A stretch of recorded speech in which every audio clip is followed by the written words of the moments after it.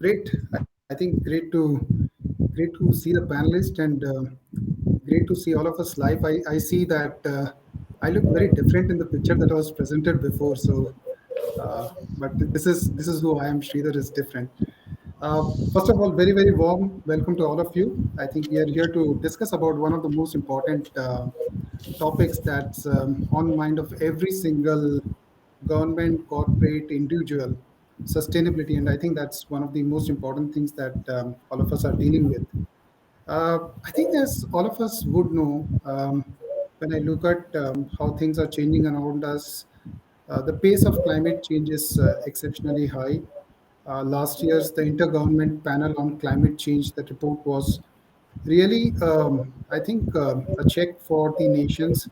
It looks like while there is a larger goal to limit the warming closer to 1.5 degrees Celsius or even 2 degrees, that looks beyond reach at this point of time. So that's a bit alarming thing that we see. Net zero has become the norm of the nation. 2021, almost 140 countries have announced that they would cover 90% of global commission emissions, and they would be looking at reducing that. India has also announced the net zero target by about 2070. Obviously, around us, we see the investors, shareholders, not only looking at the profitability of the company, but they're also looking at the sustainability of the company. So I think that pressure is also building up. Consumers are becoming increasingly aware, looking at the companies around them, looking at which brands they deal with, which companies are more socially and environmentally responsible. And obviously, pandemic has accelerated this trend holistically. Now, obviously, with all of this, it requires us to deal with technology solutions that can deal with the climate changes and help the companies with respect to the ESG norms. So, as I said, I'm Sridhar, and I lead the sustainability agenda for Accenture here in Advanced Technology Centers India. And with me, I'm delighted to have two of the best gentlemen in this field, very diverse background. We have Kushal Banerjee.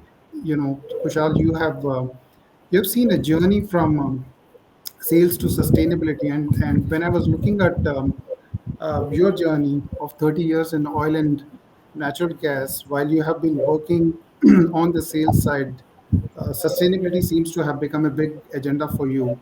Uh, I know that coming from a very different background of a public sector unit, while you see different evolving changes, different kind of challenges, but you also see a lot of opportunities that come on the way. I think it will be great to understand from you what kind of opportunities do you see on the sustainable sources of energy in your industry. Thank you, Shridhar. It's a great pleasure and a great feeling to be here in this panel and join this discussion. And what can be more apt than discussion on sustainability when we are talking about climate crisis, and hence there is a need for very responsible entrepreneurship and corporate culture at today's date. So I just wanted to give one context, set a context on this particular discussion. Actually, uh, when you talk about sustainability, what exactly we mean when we talk about sustainable? So many things that discussions are happening nowadays. Sustainability basically is meeting the need of the present generation without compromising the need of the future generation to meet their own needs. So, not being selfish, we be very careful about the future generation so that they can also meet their needs. Why it is being said like this, and why this topic has grown in importance in the coming years is, if you consider the Earth, our own Earth, which is almost 4.6 billion years old, if you scale it to 46 years, our own Earth, humans have been here for almost 4 hours, not more than that. And the industrial revolution has begun just 1 minute ago. And if you consider this time, we have destroyed more than half of the world's forest. If you consider this time frame. So hence, this is the need why we are talking about sustainability. And to add to this, the Global Footprint Network, an international think tank, who calculate the consumption and generation of the resources by the earth, our own Mother Earth. So what they have done is they have started calculating the resources produced by Earth in a particular year and the consumption by humanity. And the day we finish that resources for that particular year, we call it the Earth Overshoot Day. Like throughout the year, the amount of water, mineral resources, forestry, everything what we consume. So if we consume during that period of the year, maybe by end of the year or the middle of the year, we are living on the borrowed budget of the next year. So what we have seen in the last 15 years, the overshoot day has moved from November, December of a particular year to mid of June and July of the year. It means we are exploiting the natural resources every year, year after year. And the symbols, the indications are water scarcity, waste nutrition, artificial growth of crops, lot of drying of rivers, so many things are happening. So hence, there is a need of sustainability. Today, as an entrepreneur, today we don't talk about bottom line, that is single P, that is profit. Today we talk about triple P, profit, planet, and people. So this is a triple bottom line we are talking about. So today we are talking about sustainability, as you talked about other stakeholders. They are also concerned about this. Yes, ESG parameter, environmental, social governance is a step in, and every entrepreneur has to show very responsible player, has to be a responsible player in this market. And same with Hindustan Film Corporation.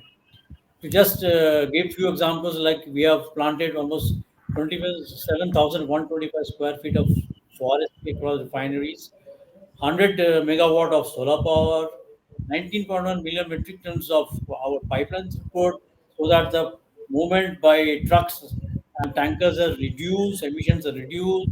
We have gone ahead with ethanol blending, almost 6.8% ethanol blending is being done today to petrol, and we are setting up a 2G ethanol plant at Batinda. Then wind energy generation, 17.05 crore kilowatt hour HPCL has done. And we are also setting up a 15 metric ton per day compressed biogas plant. So now, apart from HPCL, what we are doing as a corporate, need is there for multi-stakeholder partnership in this particular field. And there comes the role of the startups.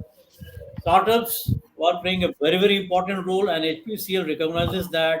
And we have our own startup policy, that is Udgam policy, where we have started joining hands with the startups who are working on this area of sustainability, biomass, recyclable municipal waste, and then e-mobility, renewable energy, and other open areas where the sustainability plays a very important role.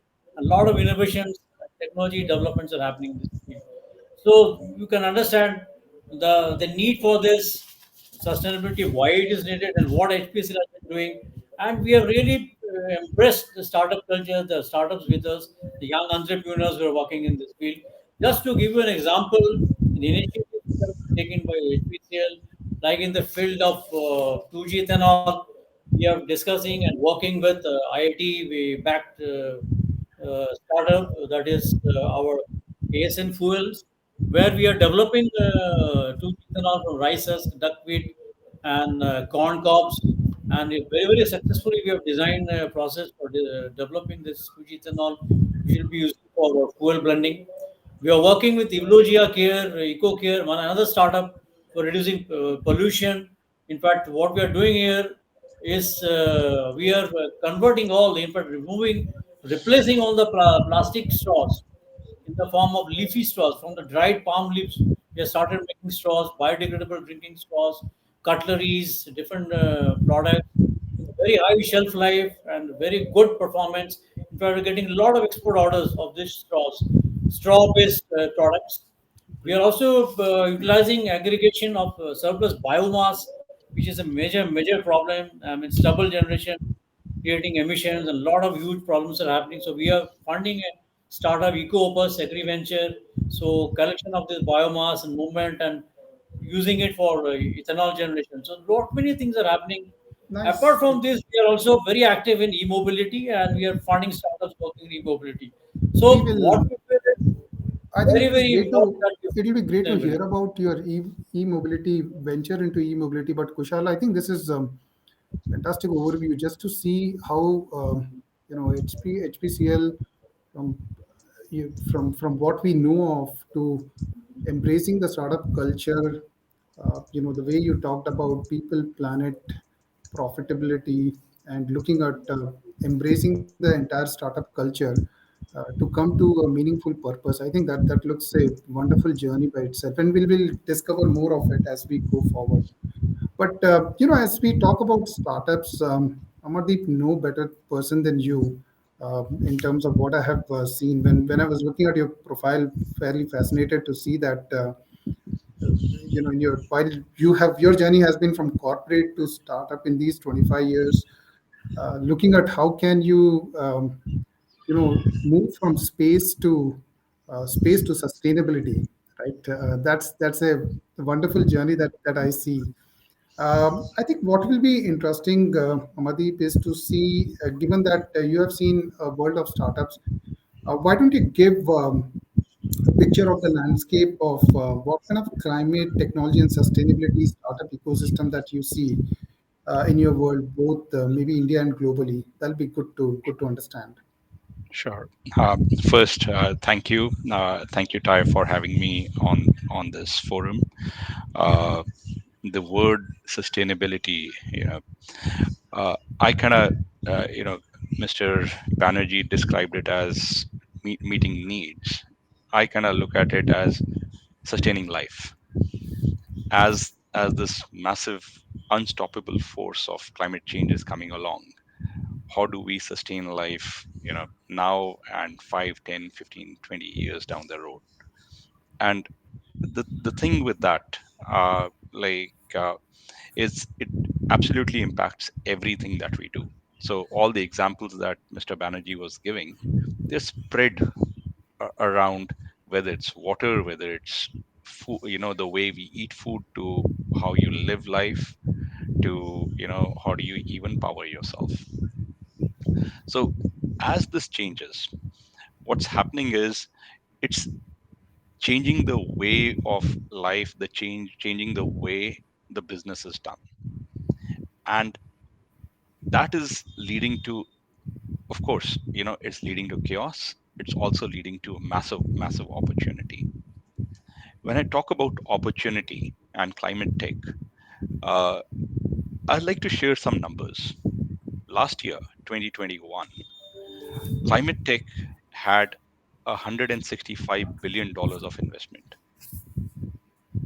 just in climate tech, which is going across energy to mobility to agri tech to food tech and whatnot. Okay. Beyond that, there was $755 billion of investment into just transitioning into low carbon way of doing things. Okay. So what I'm trying to point out is, as a startup, as the way the world is moving, that means that much opportunity exists. And I talked about for last year, all right? uh, if we have to, you mentioned 1.5 degrees, 2 degrees kind of thing. Globally, if we have to stop the climate change, or halt it at 1.75 degrees, not even 1.5 degrees, that means between this year and 2025, almost $2.1 trillion of investment needs to go in, and that needs to go up double to $4.2 trillion of investment per year between 2026 to 2030. Okay, so that is the opportunity. Or another example, all right, is the carbon removal X prize. Okay, which is for removing carbon from air. That X prize, which is live right now, is the prize is $100 million. Okay, that is how big a change is, how big the business opportunity is, or how much of an economic, diverse, from an economic point of view, how much money is out there. Again, the reason is every single part of the national or global economies, are impacted by this. So whether it's water, whether it's power, whether it's housing, whether it's clothes, every single thing. And the fact that all of these need to change is where, you know, uh, uh, between existing businesses that they need to change and entrepreneurs. Now, for you mentioned my journey, right? As an entrepreneur or as a startup, you have uh, one property. You can move fast, you can change fast as compared to big organizations. Okay, and right now a lot of this money, when I'm talking about it, is actually coming from large organizations who are kind of from either public sector or private sector funds to into these areas. Talking about, let's say, areas of climate tech. Okay, so uh, just from a perspective, right? Setting perspectives. Uh, let's take construction. Okay, and we are talking about opportunity in transition. Today, we talk about EVs. Okay, and we think about EVs from a mobility point of view in terms of scooters, motorcycles, cars. But think about it. If I talk construction, then you're talking about moving the cement mixer, which runs on a diesel or a pump, right, or a gasoline driven motor, right? Moving that to electric. Okay, the JCBs that are being used, heavy mover equipment, all of these things need to actually transition to either electric or some other fuel. And that's when we kind of transition to a low economy or net zero side of things. Okay, even if you think about it, right? So if I look at a building and the concrete over there, that concrete carries a lot of carbon. Just moving the making the concrete, the cement that goes into it, right? The cement requires so much power to just make the cement, to moving the cement, to converting the concrete, to actually building the house. Now, from again, so that leaves massive opportunity. So if you have to just take the case of generating high temperature. Okay, there's a startup that used extremely fine tuned motor controls, okay, with computer vision that tracked the sun minutely, and all the mirrors were able to then concentrate into a single point and generate over 1,000 degrees throughout the day. So it is continuously moving. Okay, and that is technology, that's materials, that's actually AI working together to solve this kind of problem. Okay, so that is one aspect of climate tech. Another aspect that I'll talk about, if I talk about food, and you have to generate food as the you know as our water sources or open to air water sources dry up. Okay, whether it is in a very cold area like Canada or a very hot area like India, you now have to capture the water, recycle it. And I'm very happy that we are, when Mr. Banerjee was talking about so many, megawatts or gigawatts of power, we, that that that amount of power will allow us to deploy power as a resource in very innovative ways, to capture the water, recycle it so that we can generate food, and in a controlled environment. Okay, so so what I'm trying to say is, again, energy as a raw material will become abundant.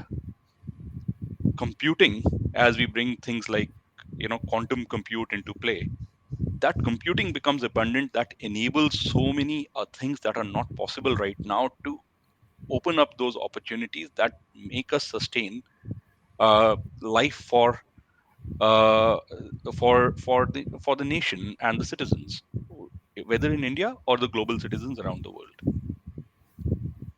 Great.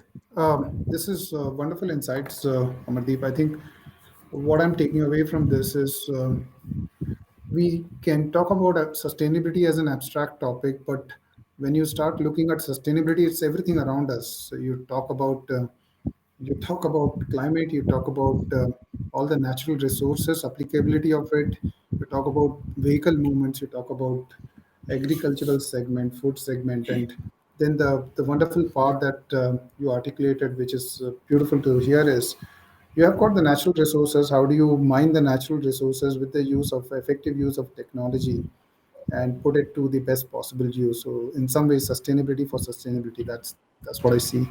What you Yeah, said. That's yeah. I mean, if you take, I find the example of Apple very, they say that they have enough minerals, metal and minerals in the existing cell phones, that they are now doing coming up with a new business model, right, where they are buying back these cell phones, they are yeah, ripping it apart, they are mining the cell phones to make the new cell phones, so they don't have to mine for new minerals going forward. Okay. yeah. So it changes when you look at it and you have to approach things like this. It opens up your business models, like, it opens up so many new opportunities of how do you solve this problem of life on earth. Great. So I know that we are left with limited time, but I'll take maybe 2 minutes from each one of you. Just let a very, very short answer, but I think it will be very important. So, Mr. Banerjee, one important question for you. If you look at sustainability from a business mindset perspective, right, in your day-to-day life, what are the key attributes that would have to go in? So we look at P&L, but when you look at it, sustainability as applied in business, what are some of the key business, business mindset that you would look at? No, as I was telling you regarding this, sustainability is extremely vital when we today talk about our business. So certain initiatives need to be taken when we talk about our business, like have to have a very robust climate change strategy. So climate risk management, internal carbon pricing, work on low carbon products. We have to look for alternates products rather than for solely focusing on the fossil fuel. What we are doing now, and that's what we are doing. We are branching out into low carbon products and initiatives which will bring down this fossil fuel emissions and all. We have to have a very clear corporate level water policy with focus on water conservation. Disclosure of water risk has to be done. It's very important. Then other thing is energy and water consumption, effluents and air pollutants, water being emitted. Be very clear brought out as a corporate level. It should be very clear what are we doing it, what is our waste generation, recycling, disposal. Those things has to be come out very clearly. Then disclosing hydrocarbon spills has to be there in our policy when we work on our different refineries and terminals and the bottling plants. And this tracking in the entire installations, every area where we are present in the society. Environmental certifications to the locations are very important. But that will guarantee that yes, we are working in a responsible way and we are really working with the triple P's in mind. That's what I was talking about: profit, planet, and people. And finally, when we work, our motto has to be growth for all and growth for good. That is the way you need to handle. Wonderful. I think growth for all, growth for good. That's a beautiful summary from your side. And Amardeep, just I know there are a lot of entrepreneurs sitting on the other side, but you talked about different technologies, different sectors. But if you were to put if you were to start another Drishya, which sector would you put your money? um, well, food. I Food? find food very fascinating. I find it fascinating because it consumes maybe 50% of more than 50% of the energy, maybe 40% or 50% of or I think 70 or 80% of water, and generates some 30 or 40% of emissions. So I would go after food. Wonderful. I think something, again, this is again one of those things which is just around us almost every single day, three times a day.